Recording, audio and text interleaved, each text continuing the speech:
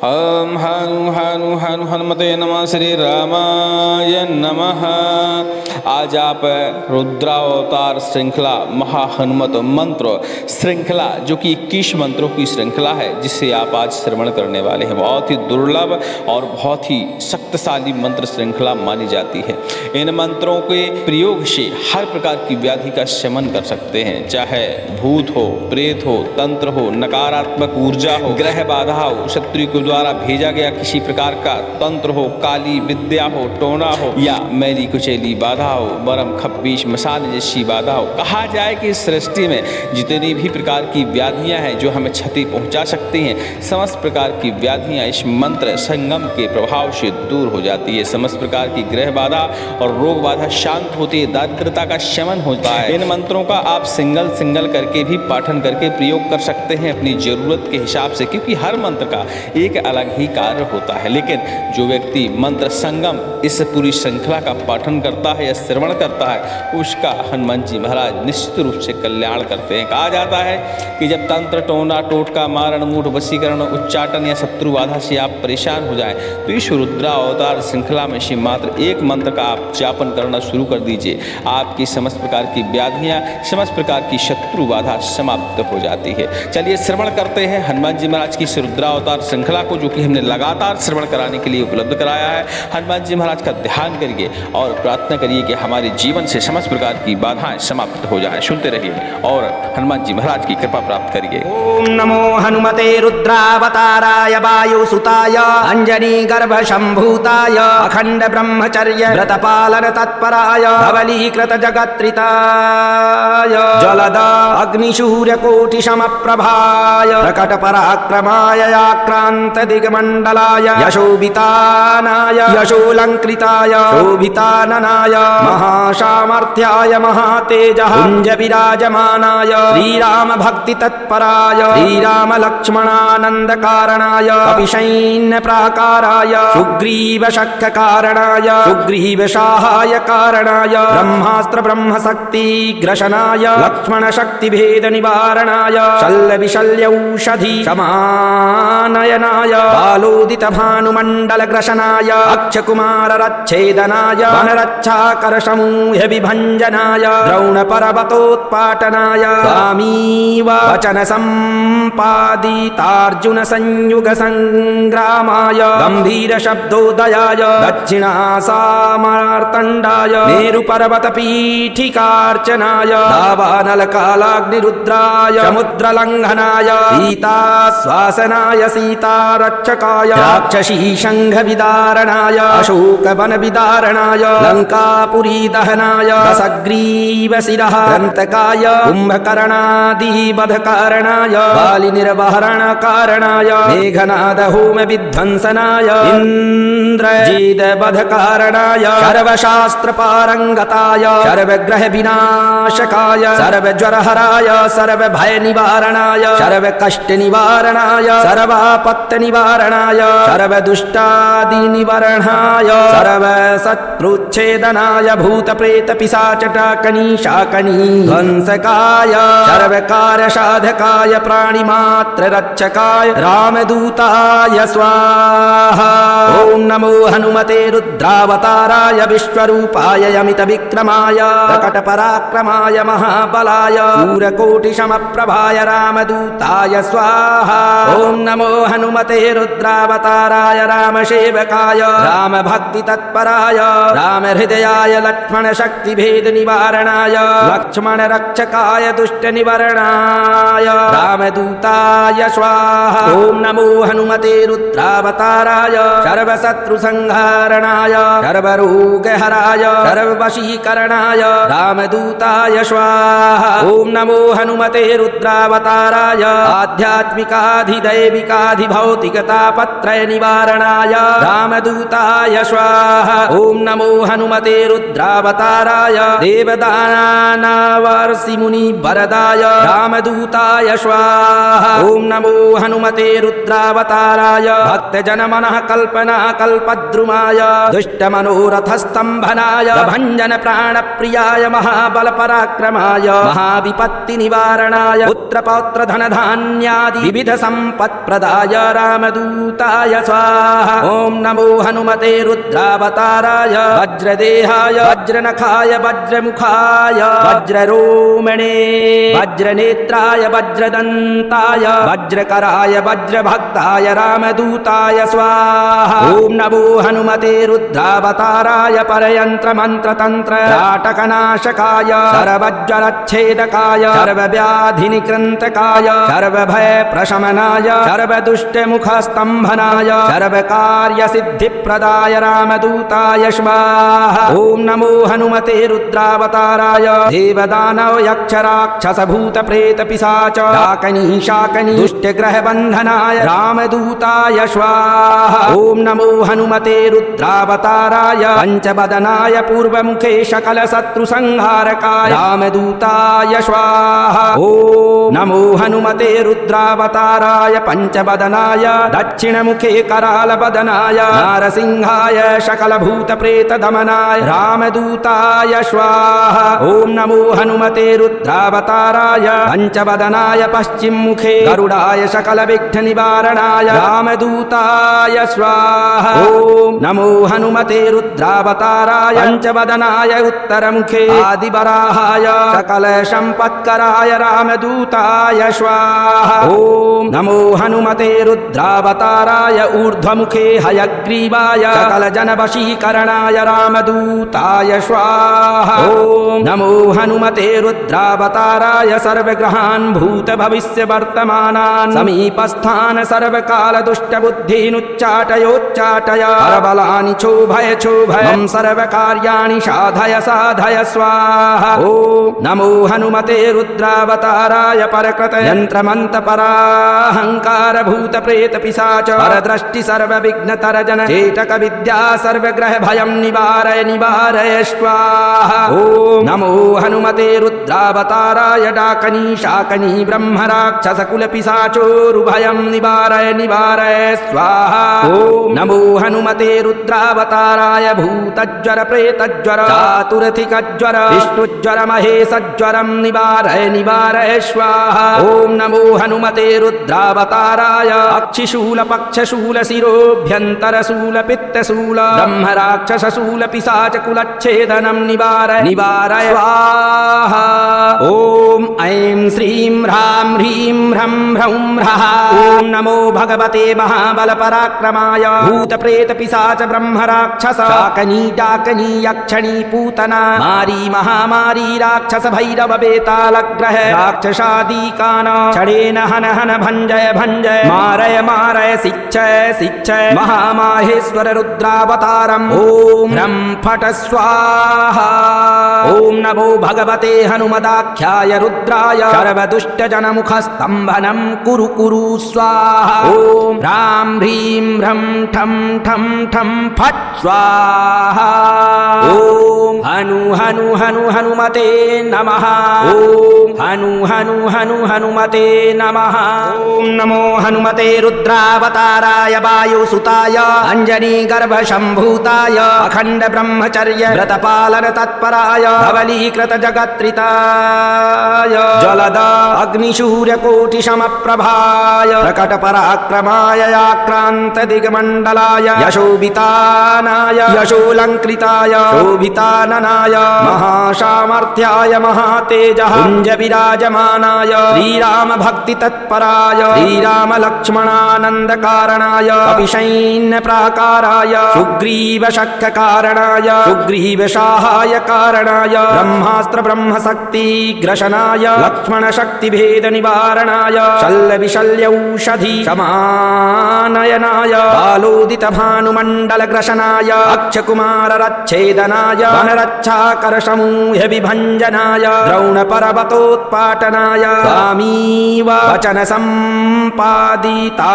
संयुग संग्रामाय गंभीर शब्दोदयाय दक्षिणासामार्तण्डाय मेरुपर्वत पीठिकार्चनाय दावानलकालाग्निरुद्राय समुद्रलङ्घनाय सीताश्वासनाय सीतारक्षकाय राक्षसी शङ्खविदारणाय अशोकवनविदारणाय लङ्कापुरी दहनाय दशग्रीवशिरः दन्तकाय कुम्भकर्णादिवधकारणाय बालिनिर्वहरणकारणाय मेघनादहोमविध्वंसनाय इन्द्रजिदवधकारणाय सर्वशास्त्रपारङ्गताय सर्वग्रहविनाशकाय सर्वज्वरहराय सर्वभयनिवारणाय सर्वकष्टनिवारणाय सर्वापत्तनिवारणाय सर्वदुष्टादिनिवारणाय सर्वशत्रुच्छेदनाय भूतप्रेतपिशाचटाकनीशाकनी ध्वंसकाय सर्वकार्यसाधकाय प्राणिमात्ररक्षकाय रामदूताय स्वाहा। ॐ नमो हनुमते रुद्रावताराय विश्वरूपाय यमितविक्रमाय प्रकटपराक्रमाय महाबलाय सूर्यकोटिसमप्रभाय रामदूताय स्वाहा।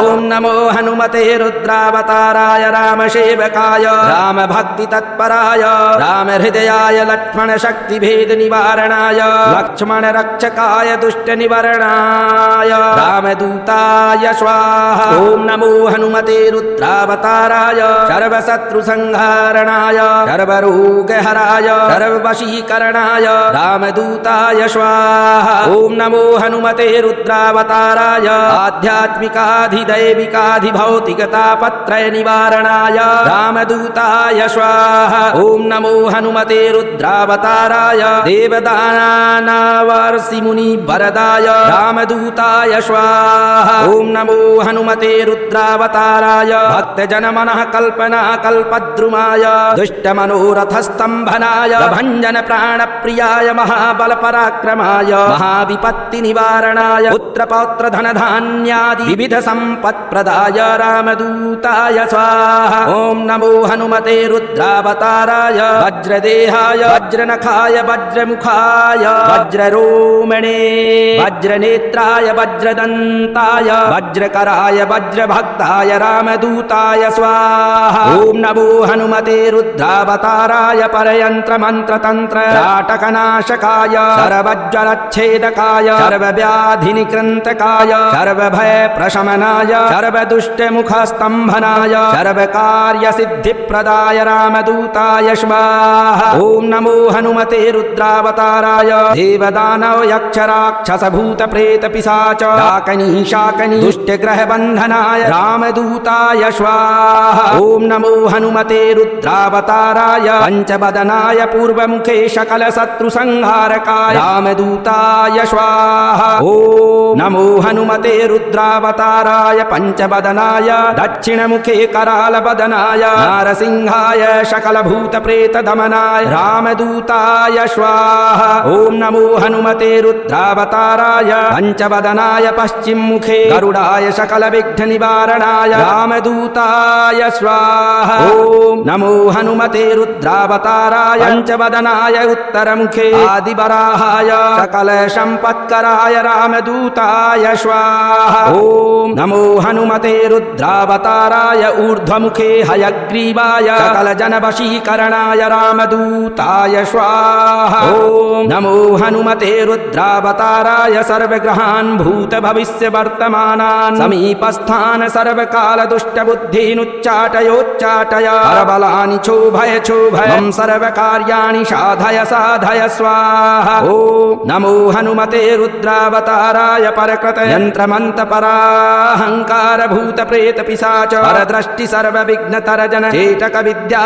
सर्वग्रह भयं निवारय निवारय स्वाहा। ॐ नमो हनुमते रुद्रावताराय डाकनी शाकनी ब्रह्मराक्षसकुलपिशाचोरुभयं निवारय निवारय स्वाहा। ॐ नमो हनुमते रुद्रावताराय भूतज्वर प्रेतज्वर चातुरथिकज्वर विष्णुज्वर महेशज्वरं निवारय निवारय स्वाहा। ॐ नमो हनुमते रुद्रावताराय अक्षिशूल पक्षशूल शिरोभ्यन्तरशूल पित्तशूल ब्रह्मराक्षसशूल पिशाचकुलच्छेदनं निवारय निवारय स्वाहा।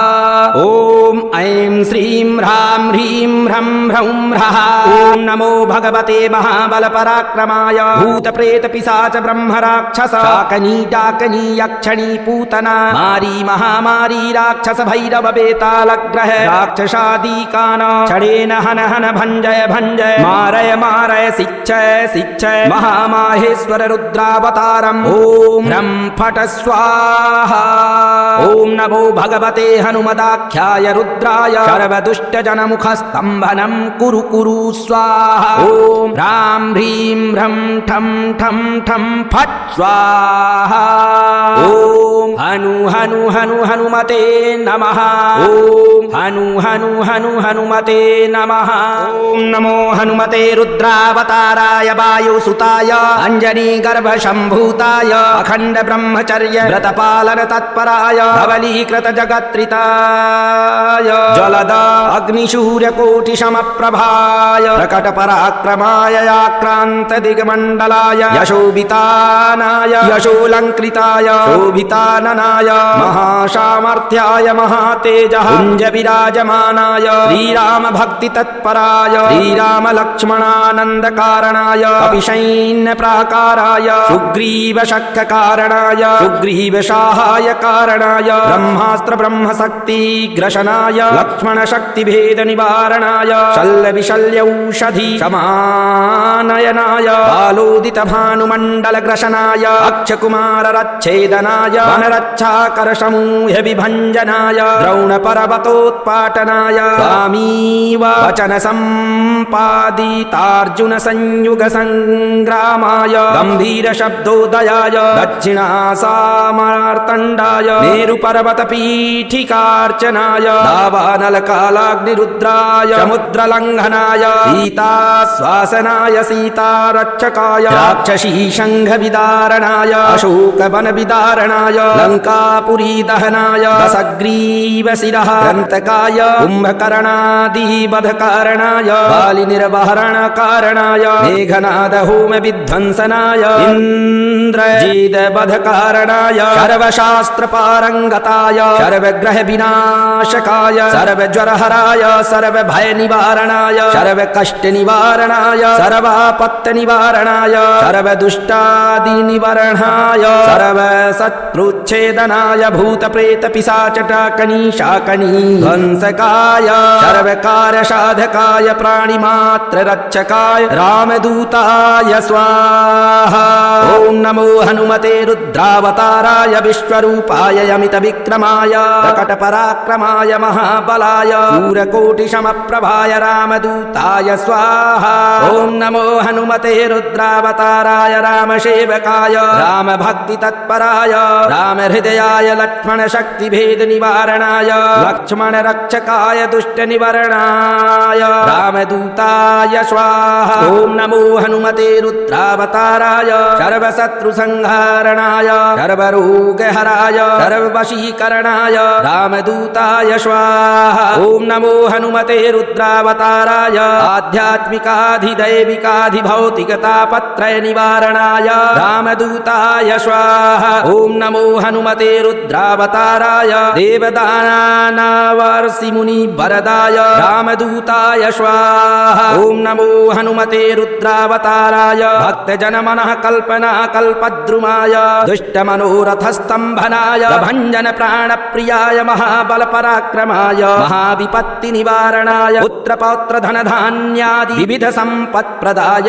रामदूताय स्वाहा। ॐ नमो हनुमते रुद्रावताराय वज्रदेहाय वज्रनखाय वज्रमुखाय वज्ररोमणे वज्रनेत्राय वज्रदन्ताय वज्रकराय वज्रभक्ताय रामदूताय स्वाहा। ॐ नमो हनुमते रुद्रावताराय परयंत्र मंत्र तंत्र राटकनाशकाय सर्वज्वरच्छेदकाय सर्वव्याधिनिकृन्तकाय सर्वभय प्रशमनाय सर्वदुष्टमुखस्तम्भनाय सर्वकार्यसिद्धिप्रदाय रामदूताय स्वाहा। स्वाहा ओम नमो हनुमते रुद्रावताराय देवदानव यक्ष राक्षस भूत प्रेत पिशाच डाकनी शाकनी दुष्ट ग्रह बंधनाय रामदूताय स्वाहा ओम नमो हनुमते रुद्रावताराय पंचवदनाय पूर्वमुखे सकल शत्रु संहारकाय रामदूताय स्वाहा ओम नमो हनुमते रुद्रावताराय पंचवदनाय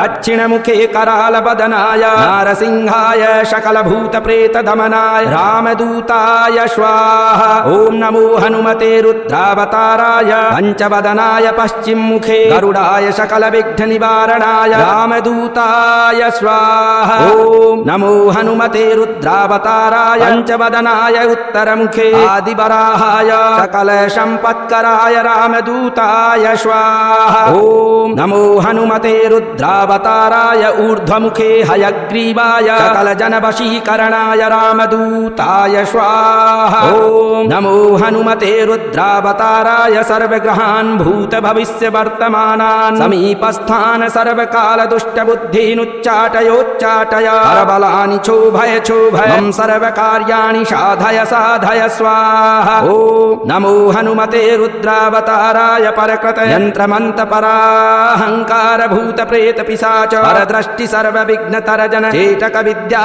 सर्वग्रह भयं निवारय निवारय स्वाहा ओम नमो हनुमते रुद्रावताराय डाकनी शाकनी ब्रह्म राक्षस कुल पिशाचोरुभयं निवारय निवारय स्वाहा ओम नमो हनुमते रुद्रावताराय भूतज्वर प्रेतज्वर चातुर्थिकज्वर विष्णुज्वर महेशज्वरं निवारय निवारय स्वाहा ओम नमो हनुमते रुद्रावताराय अक्षिशूल पक्षशूल शिरोभ्यंतरशूल पित्तशूल ब्रह्म राक्षस शूल पिशाच कुलच्छेदनं निवारय निवारय स्वाहा ओम ऐं श्रीं ह्रां ह्रीं ह्रं ह्रौं ह्रः ओम नमो भगवते महाबल पराक्रमाय भूत प्रेत पिशाच ब्रह्म राक्षस शाकनी डाकनी यक्षणी पूतना मारी महामारी राक्षस भैरव बेतालग्रह राक्षसादी कान छड़ेन हन हन भंजय भंजय मारय मारय शिक्षय शिक्षय महामाहेश्वर रुद्रावतारम् ओम ह्रं फट स्वाहा ओम नमो भगवते हनुमदाख्याय रुद्राय सर्वदुष्ट जनमुख स्तंभनं कुरु कुरु स्वाहा ओम ह्रां ह्रीं ह्रं ठं ठं ठं फट स्वाहा ओम हनु हनु हनु हनुमते नमः ओम हनु हनु हनु हनुमते नमः ओम नमो हनुमते रुद्रावताराय वायुसुताय अंजनी गर्भ शंभूताय अखंड ब्रह्मचर्य व्रत पालन तत्पराय धवलीकृत जगत्रिताय जलद अग्निशूर्य कोटि समप्रभाय प्रकट पराक्रमाय आक्रांत दिग्मंडलाय यशोभितानाय यशोलंकृताय शोभिताननाय महासामर्थ्याय महातेजः कुंज विराजमानाय श्रीराम भक्ति तत्पराय श्रीराम लक्ष्मणानंद कारणाय अभिषैन्य प्राकाराय सुग्रीव शक्य कारणाय सुग्रीव सहाय कारणाय ब्रह्मास्त्र ब्रह्म शक्ति ग्रशनाय लक्ष्मण शक्ति भेद निवारणाय शल्य विशल्य औषधि समानयनाय बालोदित भानुमंडल ग्रशनाय अक्षकुमार रच्छेदनाय वनरक्षाकर समूह विभंजनाय द्रोण पर्वतोत्पाटनाय स्वामीव वचन संपादितार्जुन संयुग संग्रामाय गंभीर शब्दोदयाय दक्षिणासामार्तंडाय मेरु पर्वत पीठिकार्चनाय दावानल कालाग्निरुद्राय समुद्र लंघनाय सीता स्वासनाय सीता रक्षकाय राक्षसी संघ विदारणाय अशोक वन विदारणाय लंकापुरी दहनाय दशग्रीव शिरः ग्रंथकाय कुंभकर्णादि वध कारणाय बाली निर्वहरण कारणाय मेघनाद होम विध्वंसनाय इंद्रजीद वध कारणाय सर्वशास्त्र पारंगताय सर्वग्रह विनाशकाय सर्वज्वरहराय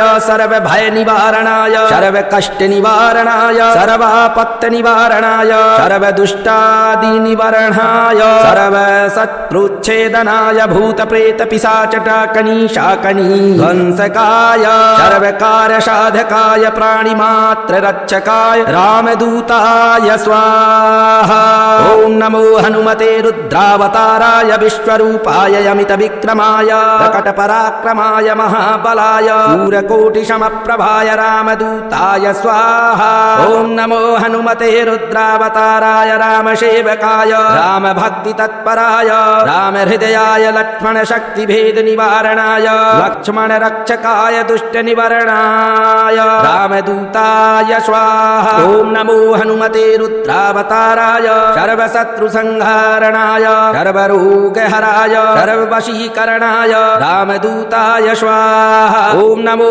हनुमते रुद्रावताराय आध्यात्मिकाधिदैविकाधिभौतिकतापत्रय निवारणाय रामदूताय स्वाहा ॐ नमो हनुमते रुद्रावताराय देवदानवर्षिमुनिवरदाय रामदूताय स्वाहा ॐ नमो हनुमते रुद्रावताराय भक्तजनमनः कल्पना कल्पद्रुमाय दुष्टमनोरथस्तम्भनाय भञ्जन प्राणप्रियाय महाबलपराक्रमाय महाविपत्तिनिवारणाय पुत्रपौत्रधनधान्यादि विविध सम्पत्प्रदाय रामदूताय स्वाहा ॐ नमो हनुमते रुद्रावताराय वज्रदेहाय वज्रनखाय वज्रमुखाय वज्ररोमणे वज्रनेत्राय वज्रदन्ताय वज्रकराय वज्रभक्ताय रामदूताय स्वाहा ॐ नमो हनुमते रुद्रावताराय परयन्त्रमन्त्रतन्त्र राटकनाशकाय सर्वज्वरच्छेदकाय सर्वव्याधिनिकृन्तकाय सर्वभयप्रशमनाय सर्वदुष्टमुखस्तम्भनाय सर्वकार्यसिद्धिप्रदाय रामदूताय स्वाहा ॐ नमो हनुमते रुद्रावताराय देवदानव यक्षराक्षसभूतप्रेतपिशाच डाकनी शाकनी दुष्टग्रहबन्धनाय रामदूताय स्वाहा ॐ नमो हनुमते रुद्रावताराय पञ्चवदनाय पूर्वमुखे सकलशत्रुसंहारकाय रामदूताय स्वाहा ॐ नमो हनुमते रुद्रावताराय पञ्चवदनाय दक्षिणमुखे करालवदनाय नारसिंहाय सकलभूतप्रेतदमनाय रामदूताय स्वाहा ॐ नमो हनुमते रुद्रावताराय पञ्चवदनाय पश्चिममुखे गरुडाय सकलविघ्ननिवारणाय रामदूताय स्वाहा ॐ नमो हनुमते रुद्रावताराय पञ्चवदनाय उत्तरमुखे आदिवराहाय सकलसम्पत्कराय रामदूताय स्वाहा ॐ नमो हनुमते रुद्रावताराय ऊर्ध्वमुखे हयग्रीवाय सकलजनवशीकरणाय रामदूताय स्वाहा ॐ नमो हनुमते रुद्रावताराय सर्वग्रहान् भूतभविष्यवर्तमानान् समीपस्थान् सर्वकालदुष्टबुद्धीनुच्चाटयोच्चाटय परबलानि क्षोभय क्षोभय मम सर्वकार्याणि साधय साधय स्वाहा ॐ नमो हनुमते रुद्रावताराय परकृत यन्त्रमन्तपराहङ्कार भूतप्रेतपिशाच परदृष्टि सर्वविघ्नतरजन चेटक विद्या सर्वग्रह भयं निवारय निवारय स्वाहा ॐ नमो हनुमते रुद्रावताराय डाकनी शाकनी ब्रह्मराक्षसकुलपिशाचोरुभयं निवारय निवारय स्वाहा ॐ नमो हनुमते रुद्रावताराय भूतज्वर प्रेतज्वर चातुरथिकज्वर विष्णुज्वर महेशज्वरं निवारय निवारय स्वाहा ॐ नमो हनुमते रुद्रावताराय अक्षिशूल शिरोभ्यन्तरशूल पित्तशूल ब्रह्मराक्षसशूल पिशाचकुलच्छेदनं निवारय निवारय स्वाहा ॐ ऐं श्रीं ह्रां ह्रीं ह्रं ह्रौं ह्रः ॐ नमो भगवते महाबलपराक्रमाय भूतप्रेतपिशाच ब्रह्मराक्षस शाकनी डाकनी यक्षणी पूतना मारी महामारी राक्षस भैरव बेतालग्रह राक्षसादीकान षडेन हन हन भञ्जय भञ्जय मारय मारय शिक्षय शिक्षय महामाहेश्वर रुद्रावतारम् ॐ ह्रं फट स्वाहा ॐ नमो भगवते हनुमदाख्याय रुद्राय सर्वदुष्टजनमुखस्तम्भनं कुरु कुरु स्वाहा ॐ ह्रां ह्रीं ह्रं ठं ठं ठं फट् स्वाहा ॐ हनु हनु हनु हनुमते नमः। ओम हनु हनु हनु हनुमते नमः। ओम नमो हनुमते रुद्रावताराय वायुसुताय अंजनी गर्भ शंभूताय अखंड ब्रह्मचर्य व्रत पालन तत्पराय धवलीकृत जगत्रिताय जलद अग्निशूर्य कोटि समप्रभाय प्रकट पराक्रमाय आक्रांत दिग्मंडलाय यशोभितानाय यशोलंकृताय शोभिताननाय महासामर्थ्याय महातेजः कुंज विराजमानाय श्रीराम भक्ति तत्पराय श्रीराम लक्ष्मणानंद कारणाय कपिशैन्य प्राकाराय सुग्रीव शक्य कारणाय सुग्रीव सहाय कारणाय ब्रह्मास्त्र ब्रह्म शक्ति ग्रशनाय लक्ष्मण शक्ति भेद निवारणाय शल्य विशल्य औषधि समानयनाय बालोदित भानुमंडल ग्रशनाय अक्षकुमार रच्छेदनाय वनरक्षाकर समूह विभंजनाय द्रोण पर्वतोत्पाटनाय स्वामी वचन संपादितार्जुन संयुग संग्रामाय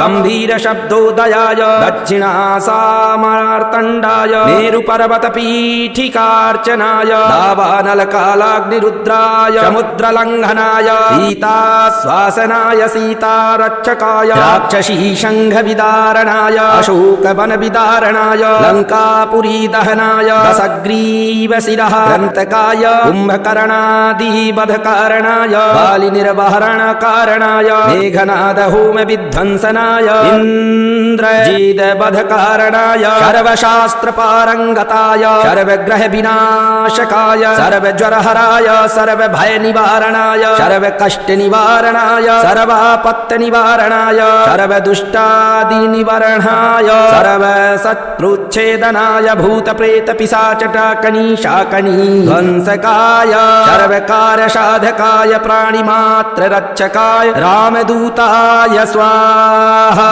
ओम नमो हनुमते रुद्रावताराय विश्वरूपाय अमित विक्रमाय प्रकट पराक्रमाय महाबलाय सूर्यकोटि समप्रभाय रामदूताय स्वाहा।